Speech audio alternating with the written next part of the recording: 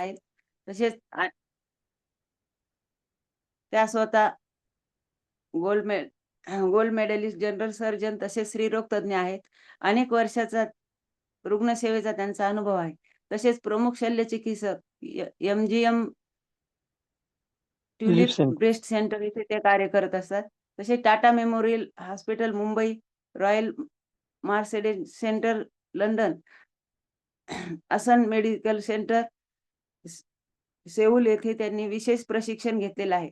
स्तन कॅन्सरच्या जागरूकतेसाठी 100हून अधिक कार्यक्रम त्यांनी स्वतः घेतलेले आहेत आणि आज आपल्यासाठी वेळात वेळ काढून त्या उपलब्ध झालेल्या आहेत. तरी मी अरुणा मांना विनंती करेन की त्यांनी आम्हाला पुढील मार्गदर्शन करावे. जय गुरुदेव.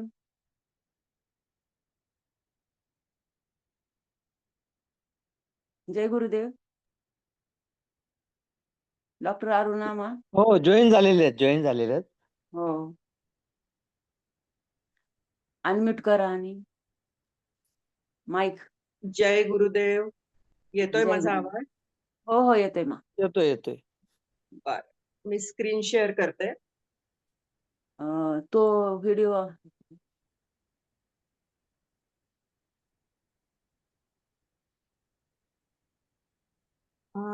मला स्क्रीन शेअर करायचा आहे. ओके.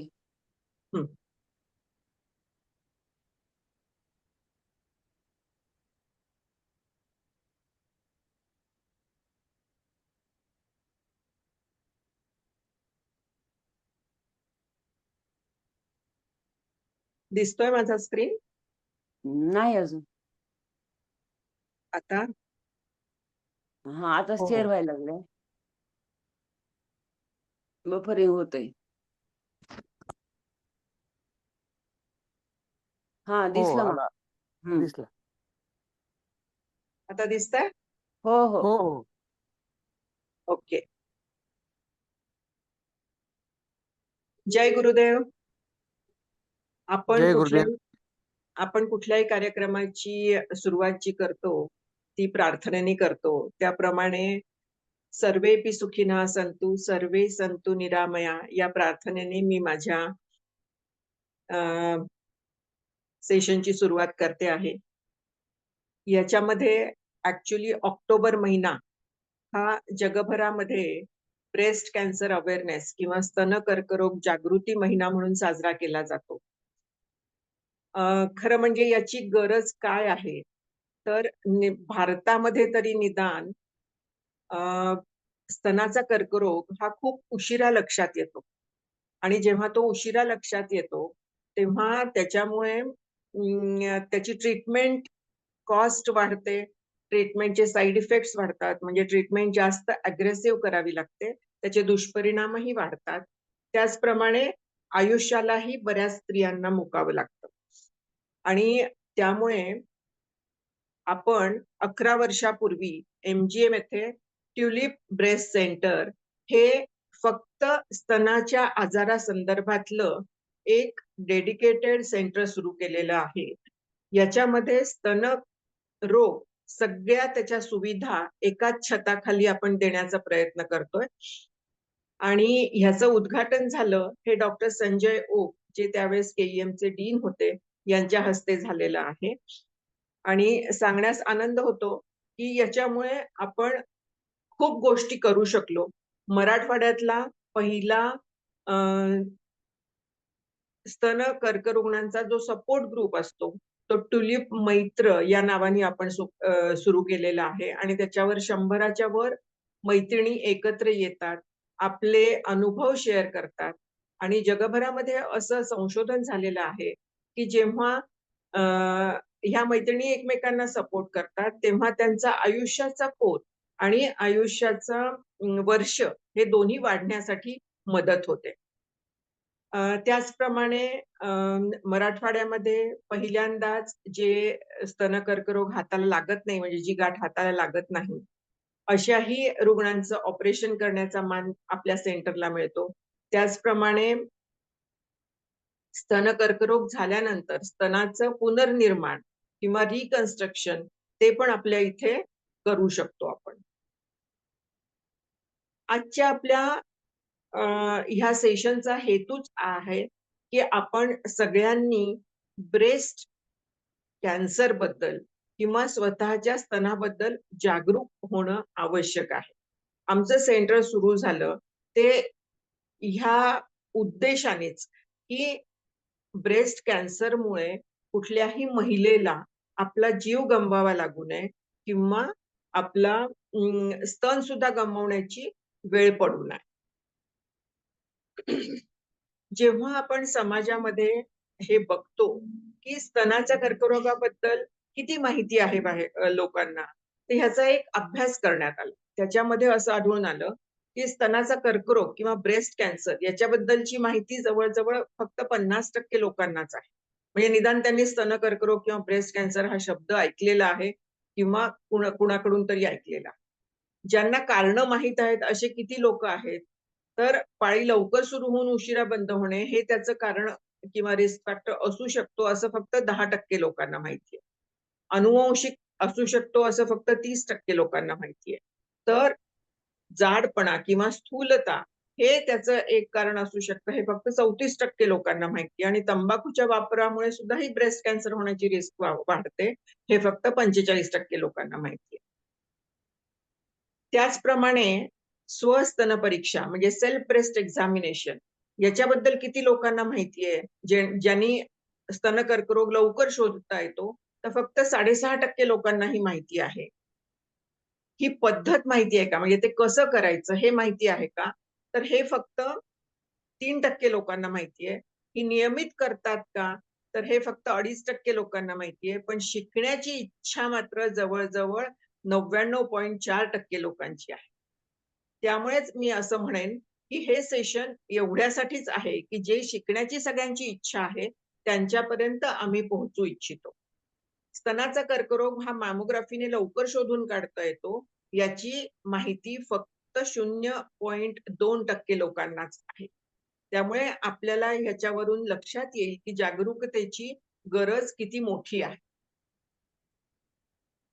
माझा स्क्रीन पुढे-पुढे सरकत नाहीये का? हा नाही हरकत नाहीये. मी अ, सांगणार होते तुम्हाला फक्त तेच आहे प्रेयर जी सुरुवातीची लावली हो ना ना, तुम्ही. माझ्या ह्याच्यावर तर दिसतोय सरकलेला. नाही इथं नाहीये होत. मला वाटलं तुम्ही इंट्रोडक्शन सुरुवातीचं देताय तसंच. अं, हां, आता दिसलंय. आता होतोय का? आता ट्युलिप सुरुवात आले. ओके, ओके, हं, ओके. हं.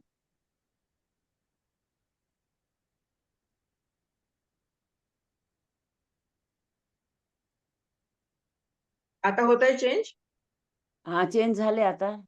Okay, okay, okay. ठीक आहे. तर हे जे आता मी बोलत होते, की जागरूकतेची पातळी किती आहे?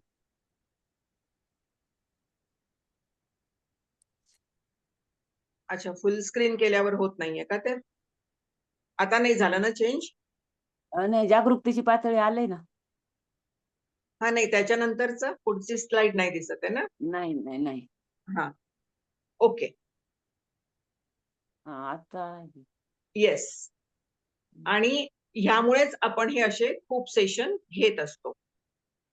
अ, हा माझा जवळ-जवळ 110वा सेशन असेल, की ज्याच्यासाठी स्तन कर्करोग जागृतीमध्ये आपण जे काम करतो आहे, ते खूप लोकांपर्यंत पोहोचावं यासाठी आपले हे प्रयत्न आहेत.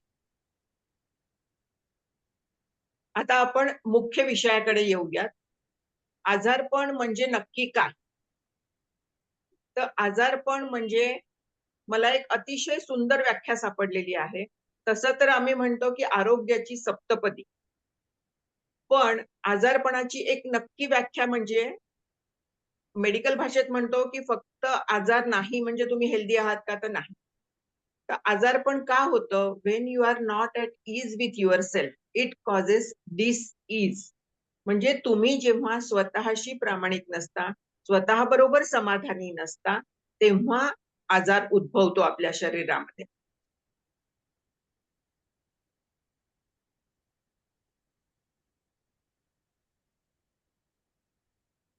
त्याचप्रमाणे निरोगी असणे म्हणजे काय? तर फक्त आजार नसणे म्हणजे आपण निरोगी आहोत का? तर नाही. मी याला आरोग्याची सप्तपदी म्हणते. की निरोगी असणं म्हणजे शारीरिक, बौद्धिक, भावनिक, आध्यात्मिक, व्यावसायिक आणि पर्यावरण आणि सामाजिक परस्पर अवलंबन यांचा मेळ होय. म्हणजे समजा आता तुम्हाला कुठला शारीरिक आजार नाहीये, हं, पण तुम्ही समाधानी नाही आहात किंवा तुमच्या घरामध्ये भांडणं आहेत किंवा तुम्ही मानसिकरित्या खूप खचलेले आहात, तर याचा अर्थ तुम्ही निरोगी आहात असा होत नाही. आणि त्यामुळेच आपल्याला ह्या सगळ्यांचा परस्पर मेळ घालणं खूप आवश्यक आहे. आपण आता आजारपणाची आणि निरोगीपणाची व्याख्या बघितल्यानंतर कॅन्सर म्हणजे नेमकं काय? तर कॅन्सर म्हणजे जिथे पेशी नियंत्रणाबाहेर वाढतात. सामान्य पेशी नष्ट होतात. याला आपण कॅन्सर म्हणतो.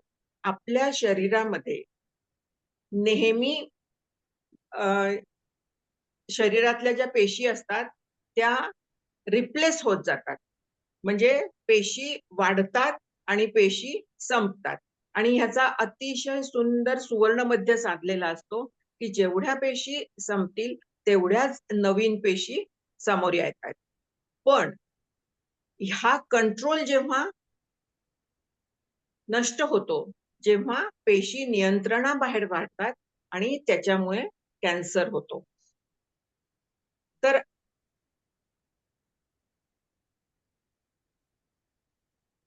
महिलांमध्ये जर आपण कॅन्सरचं प्रमाण बघितलं, तर म मृत्यूचे दुसरे कारण कॅन्सर हे आहे. पहिलं कारण अर्थात हृदयरोग आहे. पण दुसरं कारण हे कॅन्सर आहे. समजा असं असेल आणि कॅन्सर आपण प्रिव्हेंट करू शकत असू किंवा कॅन्सर होण्यापासून आपण वाचू शकत असू, तर ती माहिती आपण नक्की घेतली पाहिजे आणि हाच उद्देश आहे तुमच्या सगळ्यांशी हे बोलण्याचा. स्त्रियांमध्ये कॅन्सरचे प्रमाण जर आपण बघायला गेलं, तर स्त्रियांमधील कर्करोगामध्ये 3 मुख्य जे आहेत, तर पहिल्या नंबरवर येतो स्तनाचा कर्करोग. दुसऱ्या नंबरवर येतो गर्भाशय मुखाचा कर्करोग आणि तिसऱ्या नंबरवर येतो बीजांडाशयाचा, तोंडाचा कर्करोग आणि पुढे फुफ्फुसाचा आणि अन्ननलिकेचा कर्करोग. जर आपण असं गृहीत धरलं, की 100 महिला आहेत कॅन्सरच्या किंवा कर्करोग झालेल्या, तर त्याच्यातल्या जवळ-जवळ 30 ते 35% महिला ह्या स्तनाच्या कर्करोगामुळे नी ग्रस्त असतात. 15 ते 20% महिला या गर्भाशय मुखाच्या कॅन्सरने ग्रस्त असतात आणि उरलेल्या 50% बीजांडाशयाचा आणि बाकीचे सगळे कॅन्सर येतात. म्हणजे जवळ-जवळ 50% कॅन्सर स्त्रियांमध्ये हे स्तनाचा कर्करोग आणि गर्भाशय मुखाचा कर्करोग किंवा सर्व्हायकल कॅन्सर आपण ज्याला म्हणतो, त्याच्यामुळे होतात. आणि जर आपण हे लक्षात घेतलं, की हे दोन्ही जे कर्करोग आहेत, हे प्राथमिक अवस्थेत ओळखणं खूप सोपं आहे. याच्यासाठी स्क्रीनिंग उपलब्ध आहे. त्याचा फायदा स्त्रियांनी घेतला पाहिजे.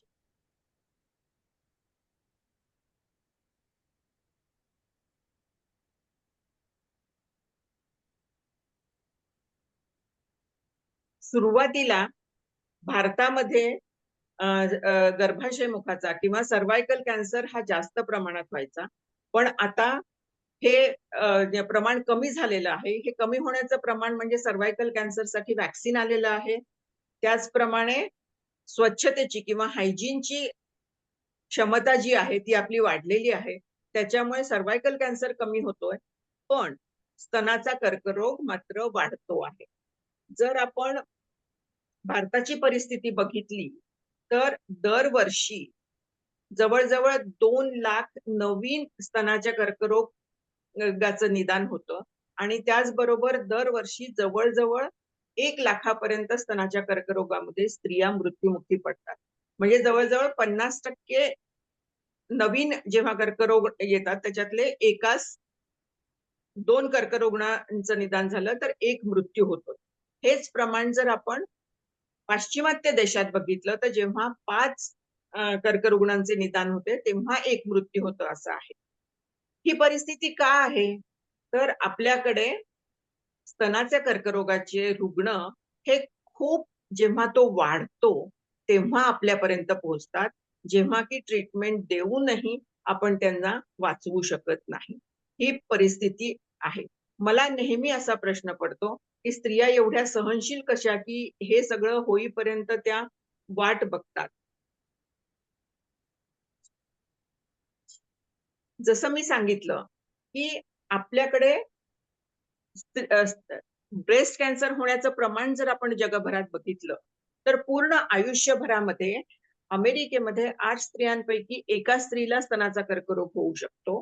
युरोपमध्ये साधारण 10 पैकी एका स्त्रीला होतो. जेव्हा की भारतामध्ये हे प्रमाण 22 स्त्रियांमध्ये ते 25 स्त्रियांमध्ये एका स्त्रीमध्ये होऊ शकतो. म्हणजे जवळ-जवळ आता ते आपल्या दारापर्यंत येऊन ठेपलेलं आहे. म्हणजे तुमच्या आजूबाजूला समजा 25 एक स्त्रिया तुम्ही बघितल्या, तर कधीतरी त्याच्यातल्या एका स्त्रीला स्तनाचा कर्करोग होणार आहे किंवा झालेला आहे, असं निदर्शनास येईल तुमच्या. तुम्ही इथे बघत असाल, की भारतामध्ये अ, ग्रामीण भागामध्ये 65 पैकी एका स्त्रीला स्तनाचा कर्करोग होऊ शकतो, जेव्हा की शहरी भागामध्ये 20 स्त्रियांपैकी एका स्त्रीला हा स्तनाचा कर्करोग होऊ शकतो. तुम्हाला आता प्रश्न पडला असेल, की असे का? तर असे का हा जर प्रश्न पडला असेल, तर त्याचं उत्तरही आपल्याला शोधावं लागेल. बरोबर आहे? स्तनाचा कर्करोग का होतो? असं जर तुम्ही मला म्हटलं, तर अजूनही विज्ञानाला त्या काचं पूर्ण उत्तर मिळालेलं नाहीये. आणि ते पूर्ण उत्तर मिळालेलं नसल्यामुळे आपल्याला अजूनही स्तनाच्या कॅन्सरवर व्हॅक्सिन उपलब्ध नाहीये. त्यामुळे स्तनाचा कॅन्सर पूर्णपणे होणारच नाही, हे आपल्या हातात नाहीये. तर हे जर आपल्या हातात नसेल, तर मग आपण काय करू शकतो? तर त्याची जी काही धोक्याची कारणं आपल्याला माहिती आहेत, ती आपण कमी करू शकतो. याच्यामध्ये धोक्याची कारणं म्हणजे रिस्क फॅक्टर म्हणूयात. याच्यामध्ये काही जी कारणं आहेत, ती आपल्या हातात नाहीये. जसं की आपण स्त्री आहोत. पण याचा अर्थ पुरुषांना स्तनाचा कर्करोग होत नाही का? तर होतो. पुरुषांनाही स्तनाचा कर्करोग होतो. पण ते प्रमाण अत्यल्प आहे. म्हणजे वर्षभरातून साधारण 20 एक 2-1 हजार पुरुष हे स्तनाच्या कर्करोगाने चं निदान होतं. जेव्हा की स्त्रियांमध्ये हे प्रमाण 2 लाखामध्ये आहे. हे मी भारताचं सांगते. बरोबर आहे? त्याचप्रमाणे आपलं वय वाढत जाणार आहे. ते काही कमी होणार नाहीये. आणि दुसरं आपल्याला आई-वडिलांकडून जे काही जीन मिळालेले आहेत, आपण ज्याला म्हणूयात वंश परंपरेने आपल्याला जे काही मिळालेले आहेत, ते आपण बदलू शकत नाही आज तरी. पुढे चालून जेनेटिक इंजिनिअरिंगनी कदाचित हे आपण बदलू शकतो. पण मग जी कारणं आपण आपल्या हातात आहेत किंवा आपण बदलू शकतो, ती म्हणजे ब्रेस्ट कॅन्सर हा लाईफस्टाईल डिसीज आहे असं म्हणतात. लाईफस्टाईल म्हणजे जीवनशैली. जीवनशैलीमध्ये काय-काय येतं? तर आहार, व्यायाम आणि तुमचे वजन वाढू न देणे. याच्यामध्ये बैठी जीवनशैली कमीत कमी रोज 30 मिनिटं व्यायाम केल्याने स्तनाच्या कॅन्सरचं प्रमाण आपण 2% कमी करू शकतो. त्याचप्रमाणे प्रत्येक हे जे मी कारणं सांगतेय, ह्यानी 2-2% तुम्ही हे प्रमाण कमी करू शकता. जसं की मद्यपान आणि धूम्रपान. त्याचप्रमाणे येणारा लठ्ठपणा, हार्मोन्सचा अतिवापर. याच्यामध्ये आपण आपल्याकडे बायकांना खूप सवय आहे, की कुठलाही सण आला, की पाळी लांबायची. तर निसर्गाच्या विरुद्ध न जाणे यांनी आपण बऱ्याच गोष्टी साध्य करू शकतो. ज्या स्त्रियांना बाळ झालेलं नाहीये, त्यांच्यामध्ये सुद्धा रिस्क वाढते आणि पहिलं मूल जर 30च्या आत झालेलं असेल, तर हा ब्रेस्ट कॅन्सर होण्यासाठीचा प्रोटेक्टिव्ह इफेक्ट आहे. म्हणजे 30 वर्षानंतर जर पहिलं मूल झालेलं असेल, तर ब्रेस्ट कॅन्सर होण्याची शक्यता वाढते. त्याचप्रमाणे हार्मोन रिप्लेसमेंट थेरपी किंवा HRT याच्यामुळेही स्तनाचा कॅन्सर होण्याचे प्रमाण वाढते आहे. व्हिटॅमिन डी डिफिशियन्सी हे एक आपण सध्याच्या युगातलं एपिडेमिक आहे असं आपण म्हणतो. कारण की शहरामध्ये तरी निदान कुणीच 2 तास सूर्यप्रकाशात जात नाही. त्याच्यामुळे प्रत्येकामध्ये व्हिटॅमिन डी डिफिशियन्सी आढळत आहे सध्या. एक शेतकरी सोडले, किंवा जे बाहेर काम करतात हे लोक सोडले तर सगळ्यांमध्येच व्हिटॅमिन डी डेफिशियन्सी सध्या आढळून येते आहे.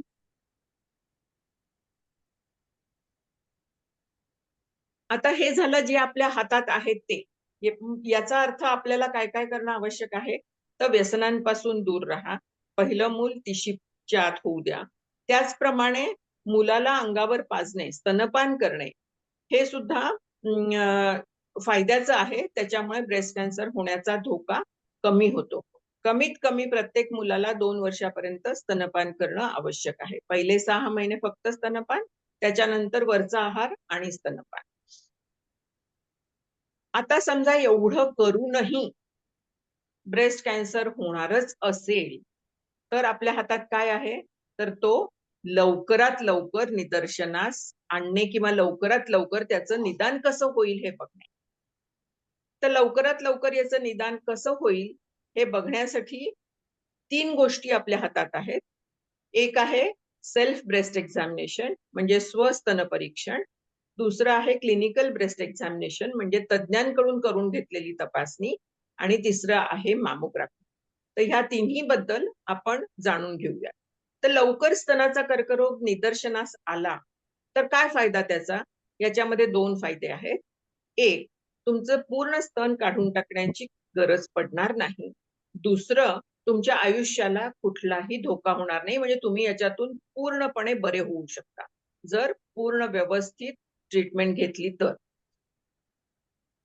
तर ज्या 30-35% गोष्टी आपल्या हातात आहे त्या करूनही जर स्तनाचा कॅन्सर होणार असेल तर तो प्राथमिक अवस्थेत कसा शोधायचा? आपण जसं ऍथलेट्सच्या बाबतीत म्हणतो ना कॅच देम यंग, तसं ब्रेस्ट कॅन्सर बद्दल आम्ही म्हणतो की कॅच देम अर्ली.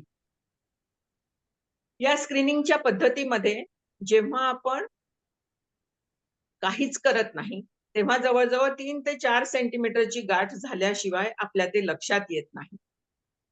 जर समजा आपण तज्ञांकडून तपासणी करून घेतली तर साधारण 2 सेंटीमीटर पर्यंतची किंवा 1 ते 2 सेंटीमीटरच्या मधली गाठ लक्षात येऊ शकते.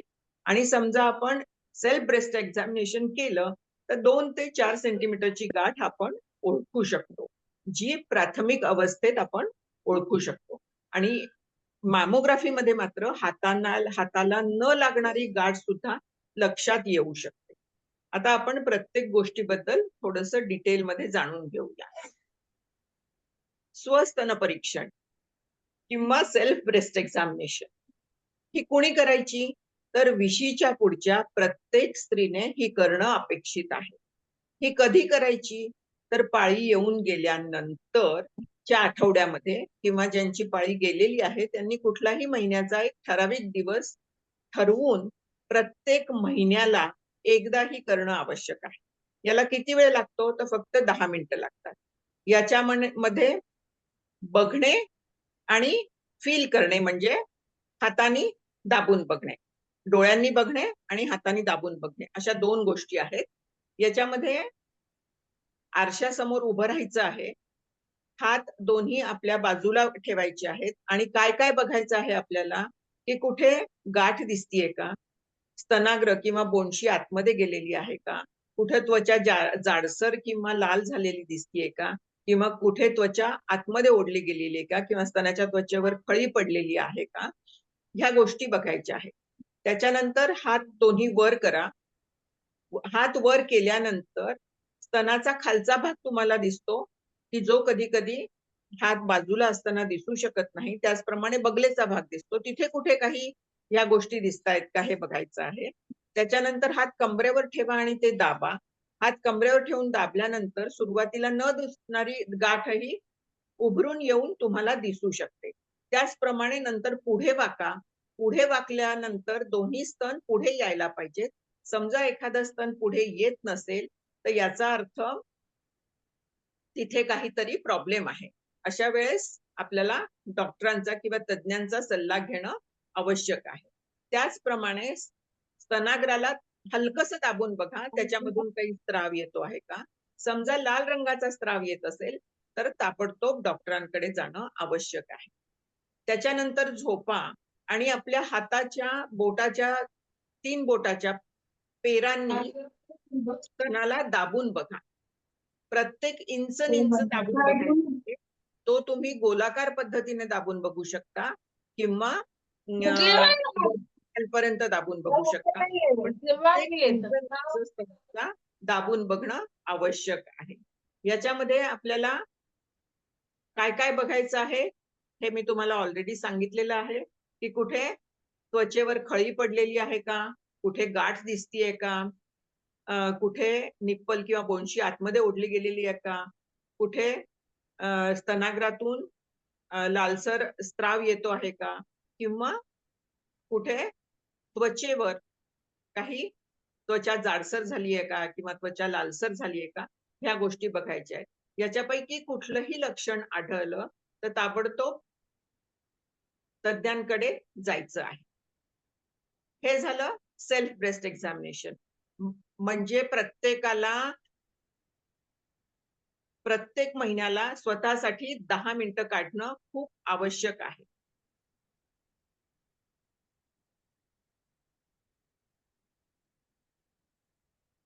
पुढचं आहे clinical breast examination. Clinical breast examination म्हणजे काय, तर तज्ञांकडून तुमच्या स्तनाची तपासणी करून घेणे.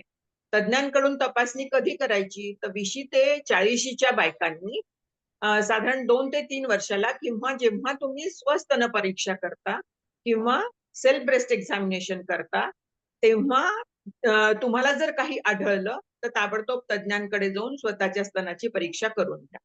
40 नंतर मात्र प्रत्येकीने दरवर्षी मॅमोग्राफी आणि त्याच्या सोबतच क्लिनिकल ब्रेस्ट एक्झामिनेशन म्हणजे तज्ञांकडून स्वतःचे स्तन तपासून घेणं आवश्यक आहे.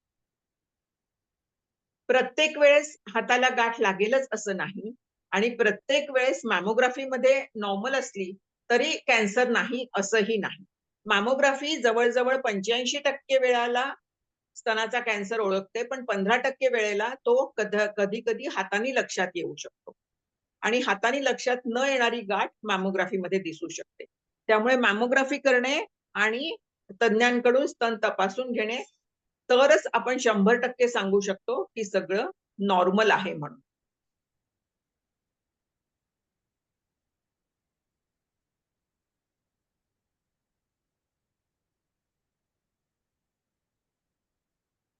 जर आपण स्वतःचीच काळजी घेतली नाही तर आपण इतरांची काळजी घेऊ शकत नाही आणि विशेषतः भारतामध्ये पूर्ण घर हे स्त्रीवर अवलंबून असतं.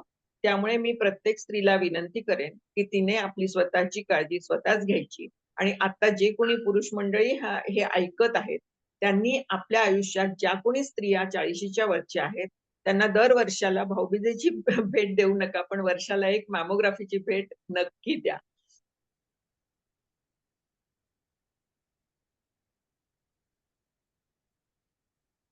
इतर कोणत्याही कर्करोगपेक्षा स्तनाच्या कर्करोगाने अधिक स्त्रिया मरत आहे. एक साधी मॅमोग्राफी हे वाचवू शकते.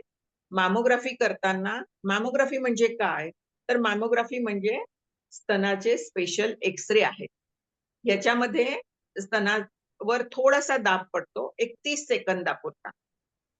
खूप बायका म्हणतात नाही आम्हाला खूप दुखतं, पण मी असं म्हणेन की डिलिव्हरीच्या कळा जर तुम्ही सहन करू शकता तर हा 30 सेकंदाचा थोडासा दुखणं तुम्ही नक्की सहन करू शकता, ज्याच्यामुळे तुमचं आयुष्य वाचू शकतं.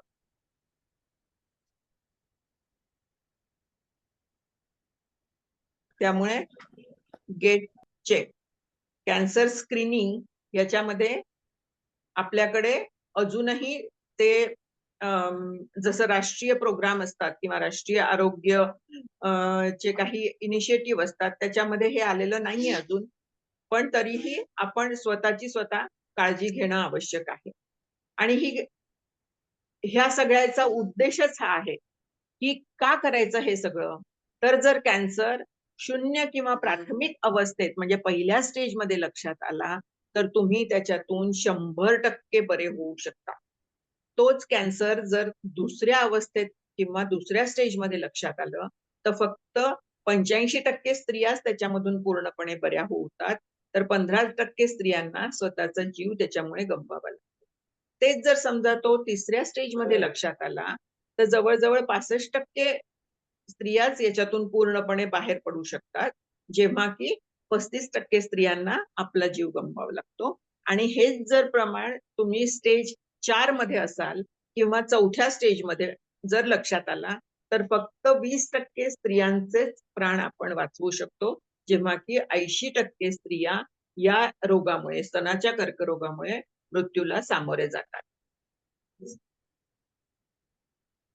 हे सगळं मी तुम्हाला जे सांगते आहे, ते तुम्ही जागरूक व्हावं म्हणून सांगतेय, भीती वाटावी म्हणून सांगत नाहीये. एवढं सगळं करूनही समजा स्तनाचा कर्करोग झाला किंवा ब्रेस्ट कॅन्सर झाला, तर आपल्याकडे सध्या खूप चांगले उपचार अवेलेबल आहेत.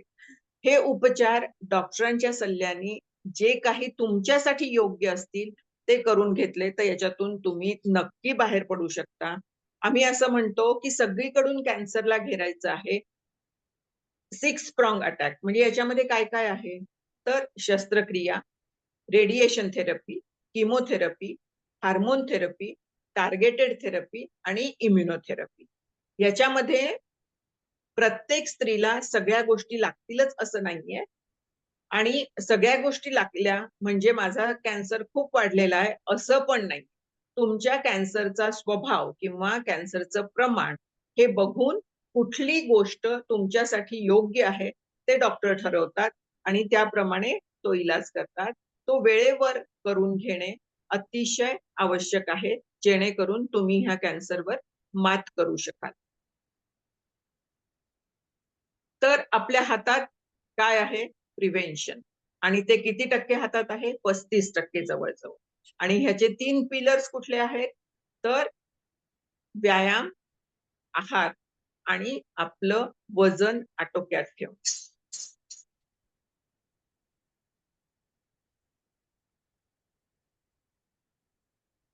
आपली स्वतःची रिस्क ओळखायची आणि त्याप्रमाणे चेंजेस करायचे आहेत आपल्याला. आपण जर स्वतःवर विश्वास ठेवला, तर आपण याच्यातून नक्की बाहेर पडू शकू, हे मला माहीत आहे. आणि त्यामुळेच आता ह्याच्यामध्ये 2-3 गोष्टी आहेत, की हल्ली काय होतं, की ज्या लोकांना जास्त माहीत नसतं, 18 ते 20 वर्षाच्या स्त्रिया येतात, गाठ आहे म्हणतात, की लागलीच मॅमोग्राफी करून घ्या म्हणतात. तर असं नाहीये. मॅमोग्राफी ही 40शी नंतरच करायची आहे किंवा तज्ञ डॉक्टरला असं वाटलं, की तो कॅन्सर असू शकतो, तरच 40शीच्या आधी पण मॅमोग्राफी करण्याचा आम्ही सल्ला देतो. पण उठसूट 40शीच्या आधी मॅमोग्राफी करायची गरज नाही. मॅमोग्राफी वर्षातून एकदाच करायची आहे, सारखी-सारखी करायची नाहीये.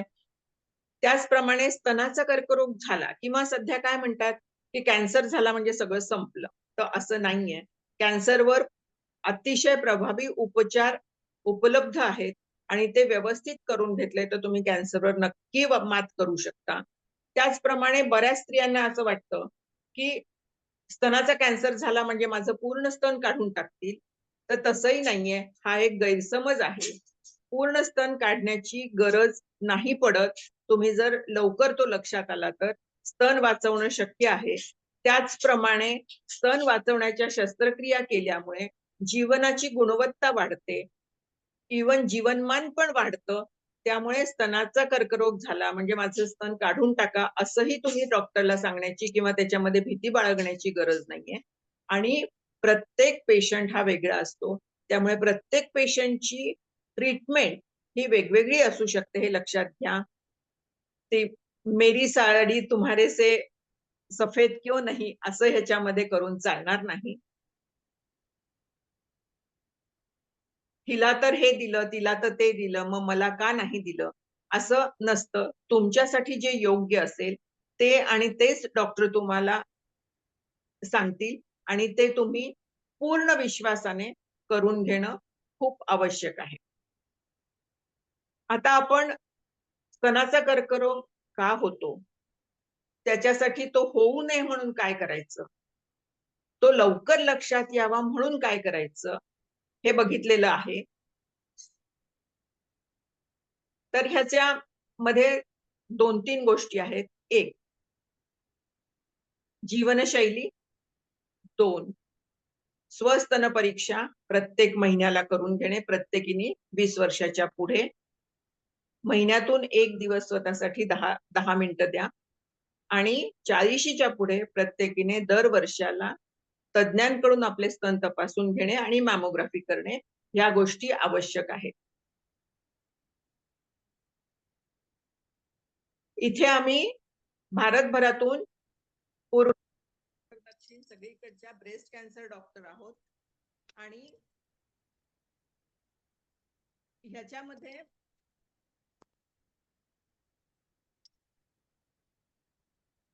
एक मिनिट आवाज आला नाही तुमचा. हो एक मिनिट.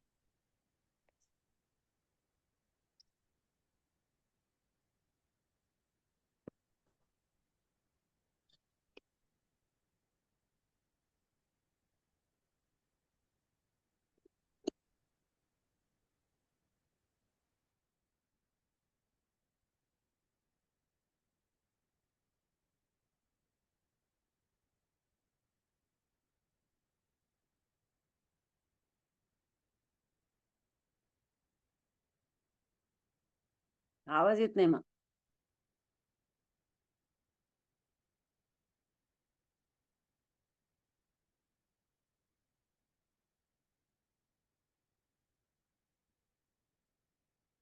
म्यूट झालंय तुमचं माईक.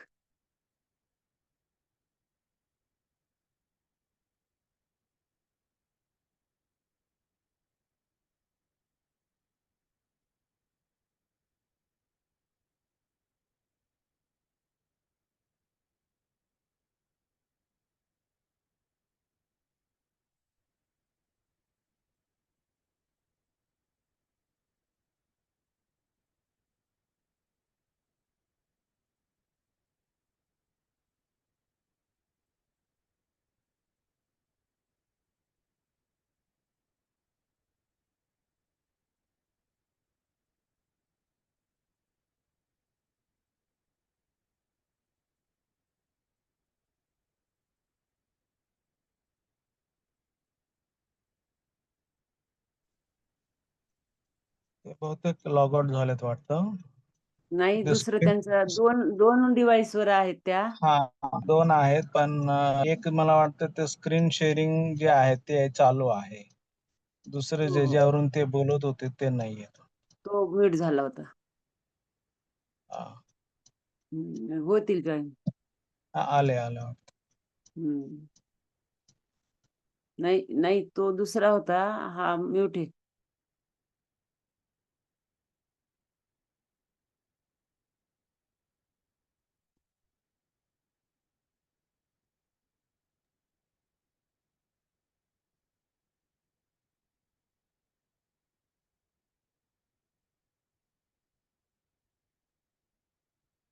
सॉरी, जरा फोन डिस्चार्ज झाला होता त्यामुळे आवाज नाही आला. आता येतोय आवाज?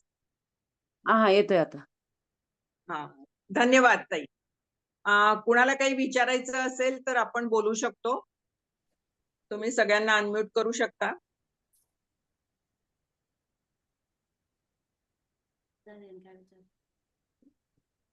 माझं म्यूट आहे ना. हा, तुम्ही अनम्यूट करून बोलू शकता प्रत्येक जण. मॅडम, या ज्या तपासण्या सांगितल्या तुम्ही, या कुठे होतात? म्हणजे सर्वसाधारण पॅथॉलॉजी मध्ये का स्पेशल डॉक्टरकडे? नाही, स्वस्तन परीक्षण हे तर स्वतः करायचं आहे स्त्रियांनी. हो. आणि जे तज्ञांकडून करून घ्यायचं आहे ते कुठल्याही सर्जन कडून किंवा ब्रेस्ट सर्जन कडून करून घेतलेलं चांगलं. आणि मॅमोग्राफी जी आहे ही ज्यांच्याकडे सोनोग्राफी होते किंवा ज्यांच्याकडे एक्सरे होतात अशा रेडिओलॉजी सेंटरमध्ये मॅमोग्राफी होऊ शकते. आपल्याकडे औरंगाबादला म्हटलं तर घाटीला होऊ शकते किंवा प्रायव्हेटमध्येही खूप दवाखाने आहेत जिथे होऊ शकते.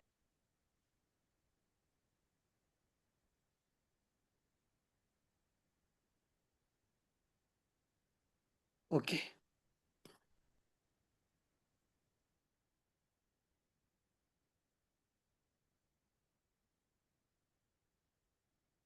गोष्टी शेअर करायला आवडतील की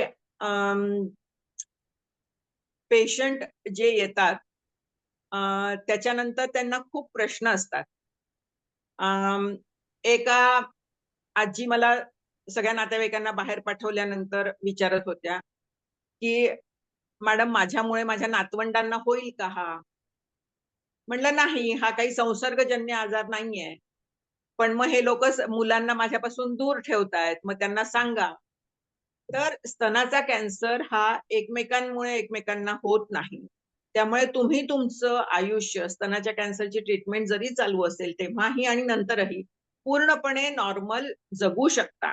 हे याच्यासाठी नातेवाईकांनी पण हे समजून घेणं आवश्यक आहे आणि त्याप्रमाणे पेशंटला शारीरिक आधार, त्याचप्रमाणे मानसिक आणि भावनिक आधार देणंही खूप आवश्यक आहे.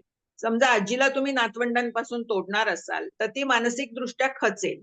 त्यापेक्षा तुम्ही डॉक्टरांशी मोकळेपणाने बोला आणि तुमच्या मनात जे काही असेल ते विचारून घ्या. उगीचच म्हणजे शंकेमुळे एखाद्याला काही गोष्टींपासून वंचित काय ठेवू नये. म्हणूयात, दूर ठेवू नका. हां, दूर ठेवू नका. त्याचप्रमाणे एक अक्षरशः 28 वर्षाची मुलगी आली होती आणि आली तेव्हा स्ट्रेचरवर होती. ती एम-फिल झालेली होती. ॲक्चुअली तिने हिस्ट्री पण मला पूर्ण इंग्रजीतून दिली आणि तिला म्हटलं, की ती स्ट्रेचरवर का आली होती? तर तिचे पाय गेले होते पूर्णपणे आणि ते का गेले होते? तर तिचा स्तनाचा कॅन्सर जो आहे हा मणक्यामध्ये पसरला आणि त्यामुळे तिला पॅरालिसिस झालेला होता. मग तिला तपासल्यानंतर मी तिला विचारलं, की "तू लवकर का नाही आलीस? म्हणजे इतका उशीर का केलास तू यायला?"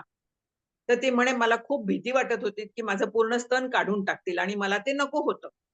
पण म्हटलं, "तू जर आली असतीस आणि तुझी ही भीती जर डॉक्टरांना बोलली असतीस, तर मी तुला सांगितलं असतं ना, की पूर्ण स्तन काढायची गरज नाही." आणि काही-काही वेळेला तुमची इच्छा असते पूर्ण स्तन न काढण्याची, पण तरी काढणं आवश्यक असतं मेडिकली. तर अशा वेळेस आपण प्लास्टिक सर्जरीच्या सहाय्याने स्तनाला पूर्ववत आकार देऊ शकतो. हल्ली वैद्यकीय सायन्स हे एवढं पुढे गेलेलं आहे, की तुम्ही फक्त आधी तुम्ही विचारा, तुमच्या ज्या काही मनातल्या शंका असतील, त्या डॉक्टरांशी शांतपणे डिस्कस करा. तुम्हाला ज्या काही भीती वाटत असतील, जे काही असेल. खूप पेशंटना असं वाटतं, की किमोथेरपी नको घ्यायला. का नको घ्यायला? तर माझे केस जातील सगळे. पण मग केस गेले तरी ते परत येतात. आपण तिरुपतीला जाऊन देवाला नाही का केस वाहत. मग आपल्या आयुष्यासाठी जर एवढं आपलं 60-80 वर्षाचं आयुष्य आहे. त्याच्यातले 6 महिने समजा केस नसले, तर काही बिघडेल का? नाही बिघडत. मी तर उलट स्त्रियांना म्हणते, की तुम्ही आयुष्यात कधी बॉय कट, स्टेप कट केली नसती ना, मग तुम्ही असं समजा, की तुम्हाला हा चान्स मिळालेला आहे. कारण केस जसे-जसे वाढत जातील, तसतसे ते वेगवेगळ्या ह्याच्यातून जातील आणि तुम्ही अतिशय पॉझिटिव्हली याच्याकडे बघा, की मी देवाला जर केस अर्पण करू शकते, तर माझ्या आयुष्यासाठी नक्कीच करू शकते, की नाही? त्याचप्रमाणे खूप लोकांमध्ये गैरसमज असतात, की ॲलोपॅथीच्या डॉक्टरांकडे गेलं, की आपलं काही खरं नाही. त्यापेक्षा आपण दुसरं काहीतरी ट्राय करून बघूया, ज्याच्यामध्ये साइड इफेक्ट्स नाहीये. तर जे विज्ञानाच्या कसोटीवर पुढे गेलेलं आहे किंवा सिद्ध झालेलं आहे, त्यापासून दूर पळू नका असं मी म्हणेन. म्हणजे एक तर जज मॅडम होत्या आणि त्यांच्या बहीण पण पी-एच-डी होत्या. आणि त्या जेव्हा आल्या तेव्हा त्यांना सरळ झोपताही येत नव्हतं, एवढा दम लागलेला होता. आणि त्यांना म्हटलं, काय त्रास?" म्हणजे ॲक्चुअली दम लागलेला आहे म्हणून त्यांना हार्ट स्पेशालिस्टकडे पाठवलं. त्यांनी आयसीयूत ॲडमिट करून घेतलं. नंतर जेव्हा तपासण्या केल्या तेव्हा लक्षात आलं, की अरे स्तनांमध्ये गाठ आहे आणि त्याच्यामुळे फुफ्फुसामध्ये पाणी झालेलं आहे आणि त्याच्यामुळे त्यांना दम लागतो आहे. मग मी जेव्हा त्यांच्याशी बोलत होते, तेव्हा त्यांना म्हटलं, की "तुम्हाला स्तनाचा कॅन्सर आहे तुम्हाला माहिती आहे का? तुम्ही याची बायोप्सी केलेली आहे का?" त्यामुळे "नाही, बायोप्सी केलेली नाही आणि एक केमिकल थेरपी मी घेती आहे, जी माझी पी-एच-डी बहीण मला चेन्नईला देते आहे." पण म्हटलं, "त्याच्यामुळे तुमचा आजार वाढला हे तुम्हाला कळतंय का?" तर त्या बायोप्सी करून घ्यायलाच तयार नव्हत्या. का? तर बायोप्सीमुळे आजार वाढतो. आजार पूर्ण शरीरामध्ये पसरतो. पण हा पूर्ण गैरसमज आहे. आणि त्याच्यानंतर जेव्हा त्यांची बायोप्सी केली, त्यांना व्यवस्थित ट्रीटमेंट दिली, तर त्या हसत-हसत, चालत घरी गेल्या. त्याच्यानंतर छान राहिल्या त्या. तर हे जे काही गैरसमज आहेत, की डॉक्टरांकडे गेलं, त्यांनी बायोप्सी केली तर आजार पसरतो, किमोथेरपी नको बाबा, त्यांनी केस जातात, स्तनात गाठ आहे, मग ती कॅन्सरचीच असेल. हां, दुसरा अजून एक गैरसमज आहे, की स्तनामध्ये गाठ आली म्हणजे ती नक्की कॅन्सरची आहे. तर तसं नाहीये. 10 गाठींपैकी 1 किंवा 2च गाठी कॅन्सरच्या असतात. बाकी गाठी ह्या साध्या असतात. पण ते जोपर्यंत तुम्ही तज्ञांकडून तपासून घेत नाही, तोपर्यंत ही गाठ कॅन्सरची आहे का साधी आहे, हे तुम्हाला कळत नाही. दुसरं एक कारण उशिरा येण्याचं असं आहे, की गाठ होती, पण त्याचा मला काही त्रास नव्हता. ती दुखत नाही ना. तर सगळ्यात धोकादायक स्तनाच्या कॅन्सरच्या बाबतीत म्हणजे न दुखणारी गाठ. न दुखणारी गाठ ही जास्त सीरियस असते. खूप पेशंट येतात माझ्या स्तनामध्ये दुखतंय म्हणून आणि त्या खूप अँक्शियस असतात. त्यांना खूप भीती वाटत असते, की मला कॅन्सर वगैरे तर नाही ना. पण स्तनातलं दुखणं हे सहसा हार्मोनमुळे होतं. जेव्हा पाळी यायच्या अगोदर स्तन थोडेसे फुगीर होतात आणि ते दुखतात. तर याचा अर्थ मला कॅन्सर आहे असा नाही. उलट न दुखणारी गाठ ही कॅन्सरची असण्याची शक्यता असते. जवळ-जवळ 85% वेळेला स्तनाच्या कॅन्सरचा रुग्ण हा न दुखणारी गाठ म्हणूनच समोर येतो.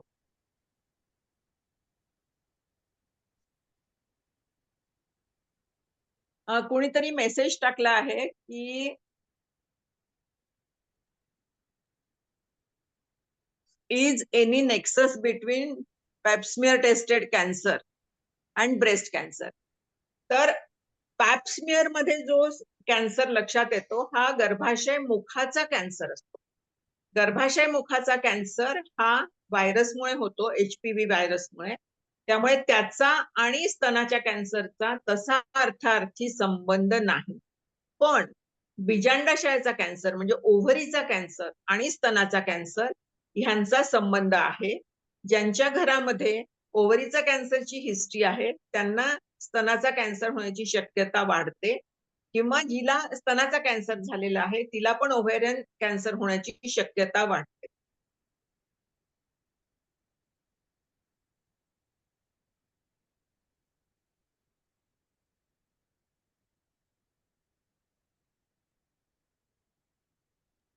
अजून काही प्रश्न आहेत? जय गुरुदेव. मग तो ब्रेस्ट कॅन्सरचं जे आहे त्याचं ठीक आहे समजा बायोप्सी वगैरे पण आपण काही आतड्याचं वगैरे जे आहे बायोप्सी ते म्हणजे आहे का ते करण्यासाठी केली असेल आणि त्याचा रिपोर्ट जर नॉर्मल असेल तरी पण बायोप्सी मधून कॅन्सर होतो असं म्हणजे असा समज आहे तर तो म्हणजे कसा नाही, आहे? तो पूर्णपणे चुकीचा आहे. बायोप्सी केल्यामुळे कॅन्सर होत नाही किंवा बायोप्सी केल्यामुळे कॅन्सर पसरतही नाही. अच्छा. कारण का बरं म्हणे तिथं कट घेतल्यानंतर पुन्हा तिथं पेशी वाढायला सुरुवात होते आणि त्याच्यानंतर मग कॅन्सर होऊ शकतो. असं कधी-कधी म्हणजे वाचण्यात किंवा ऐकण्यात येतं असं. नाही, तुमचा इलाज व्यवस्थित व्हायचा असेल, तर तुम्हाला बायोप्सी शिवाय पर्याय नाही. बायोप्सीमध्ये खूप गोष्टी कळतात. तुमच्या आजाराचा ग्रेड किती आहे, तो किती अग्रेसिव्ह आहे, त्याचप्रमाणे तुम्हाला कुठली ट्रीटमेंट लागू होणार आहे, या सगळ्या गोष्टी बायोप्सीमुळे कळतात. त्यामुळे बायोप्सी बद्दल मनात कुठलीही शंका ठेवू नका.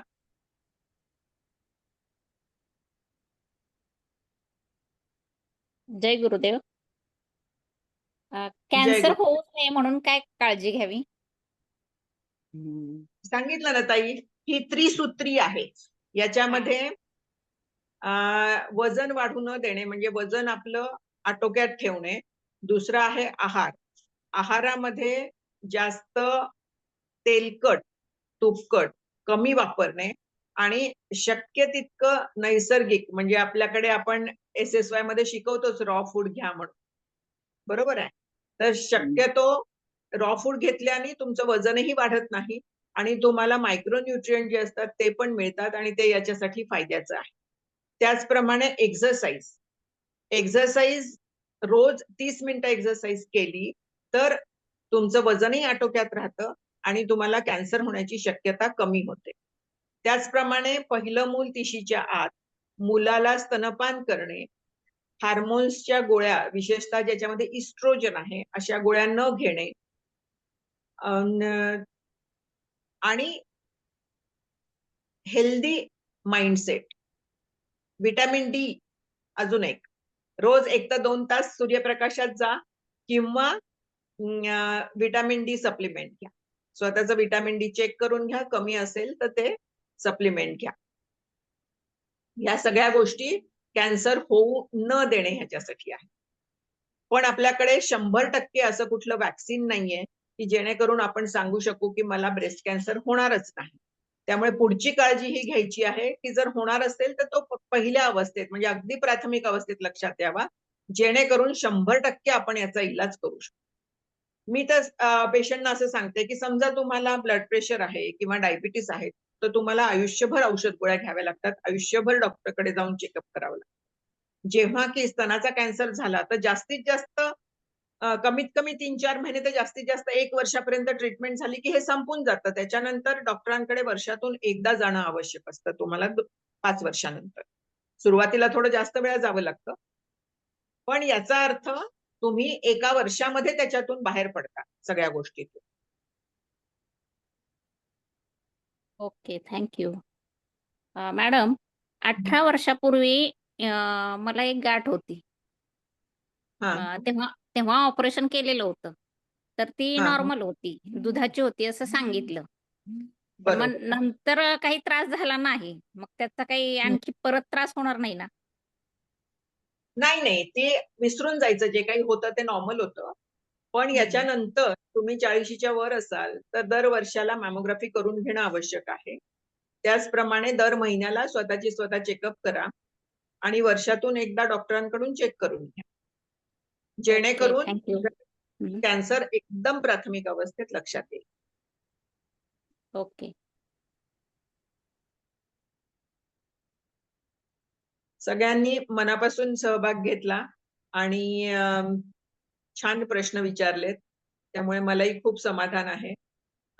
एस-एस-वायनी मला ही जी संधी दिली तुमच्या सगळ्यांशी बोलण्याची, त्यासाठी मी सर्वांचे आभार मानते. विशेषतः साळुंके गुरुजींचे. जय गुरुदेव. धन्यवाद आजचा सत्संग खूपच छान झाला. अतिशय महत्त्वपूर्ण अशी माहिती होती. बऱ्याच गोष्टी म्हणजे ज्या काही आहेत, तर त्या माहिती होत नाहीत आणि त्या गैरसमजामुळं तब्येत खराब होणं, पुन्हा बाकीचे हे आणि आपल्यासाठी गुरुजींनी इतका सुंदर हा एस-एस-वायचा कोर्स डिझाइन केलेला आहे, की त्याच्याप्रमाणे जर आपलं लाईफस्टाईल ठेवलं, तर कुठलाच प्रॉब्लेम येणार नाही असं मला वाटतं. आणि दुसरं म्हणजे नॅचरल लिव्हिंगचा जो कोर्स आपला दर 3 तारखेला दर महिन्याच्या 3 तारखेला इंद्रायणी माग घेत असतात. तो तुम्ही जॉइन करा. म्हणजे मग त्याच्यातून बरचसं आपल्याला कळतं आणि बरेचसे आजार पण त्यामध्ये रिकव्हर होतात. फक्त जे काही आजार आहेत आपल्याला आज, तर ते फक्त जीवनशैलीच्या बदलामुळे आहेत. म्हणजे बरेचसे. हरी हं. आपण प्रेयर करूया. ओम. ओम.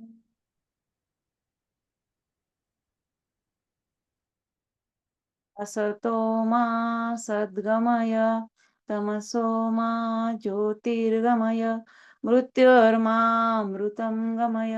ओम शांती शांती शांती. ओम श्री विश्वेश्वराय नमः. ओम श्री विश्वेश्वराय नमः. ओम श्री विश्वेश्वराय नमः. ओम श्री ऋषी प्रभाकराय नमः. ओम श्री ऋषी प्रभाकराय नमः. ओम श्री ऋषी प्रभाकराय नमः. ओम श्री गुरुभ्यो नमः. हरि ओम. गुरुदेव.